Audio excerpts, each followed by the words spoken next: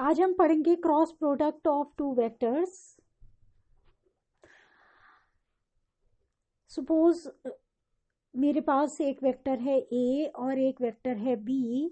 इनके cross product को हम डिनोट करते हैं क्रॉस से, ए क्रॉस बी। ए और बी के बीच में मैंने ये क्रॉस का चिन्ह लगाया हुआ है और इसकी वैल्यू होती है ये एक सदिश राशि होती है, तो इसमें इसका मैग्नीट्यूड भी होगा और डायरेक्शन भी होगा। अगर मैं मैग्नीट्यूड की बात करूं तो ये है ए बी साइन थीटा, जहां ए सदिश ए का मैग्नीट्यूड है, बी सदिश बी का मैग्नीट्यूड है। और अगर ए और बी के बीच में एंगल थीटा है, एंगल थीटा है, this is the direction of A and this is the direction of B and the angle between them is theta. So for this theta I have taken here sin theta. So this A into B into sin theta is magnitude of A cross B.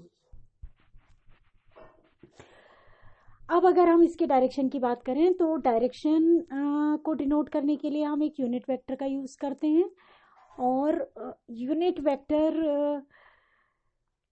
को generally direction को ही specify करने के लिए use किया जाता है, क्योंकि उनका मैग्नीट्यूड 1 होता है, जो कि इसके मैग्नीट्यूड में कोई डिफरेंस नहीं आएगा जिससे मल्टीप्लाई करने में, क्योंकि 2 into 1 is 2 ही होता है।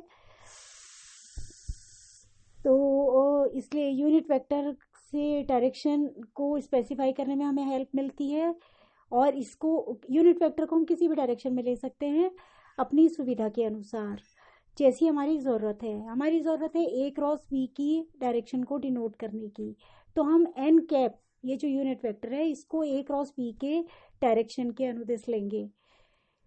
अब एन कैप का डायरेक्शन क्या होना चाहिए, उसके लिए हम यूज़ करते हैं राइट हैंड का थंब रूल, यानी दाएं हाथ के अंगूठे का नियम। अगर मेरे को ए क्रॉस बी निकालना है तो मैं ए से बी की तरफ टर्न करूं, इस प्रकार से अपने दाएं हाथ की उंगलियों को मोड़ दूं ए से बी की ओर, यानी कि एंटी क्लॉकवाइज।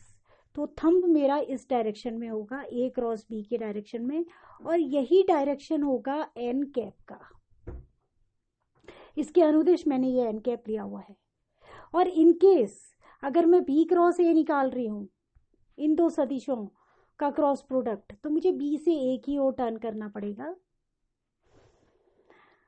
यानी कि अपनी फिंगर्स को मुझे क्लॉकवाइज यानी कि इस डायरेक्शन में मोड़ना पड़ेगा। तो थंब जो होगा इस सर्कुलर प्लेन के डाउनवर्ड्स नीचे की ओर होगा, परपेंडिकुलरली डाउनवर्ड्स। तो ये फिर इसकी दिशा को डिनोट करेगा बी क्रॉस ए की, और जिसे दर्शाने के लिए हम एक यूनिट वेक्टर ले सकते हैं, सपोज एम कैप, और उसका डायरेक्शन भी यही होगा, perpendicularly downwards to the plane here. तो ये है राइट हैंड का थंब रूल, जिसकी सहायता से हम ये ज्ञात कर सकते हैं कि ए क्रॉस बी का डायरेक्शन क्या होगा और बी क्रॉस ए का डायरेक्शन क्या होगा। ए क्रॉस बी का ये होगा, बी क्रॉस ए का ये होगा।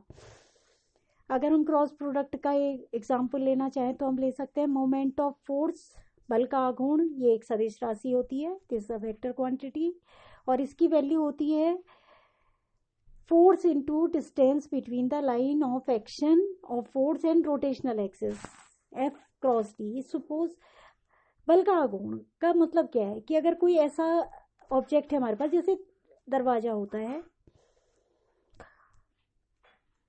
Let this is a door, तो इसको घुमाने के लिए मैंने यहाँ पर फोर्स लगाया।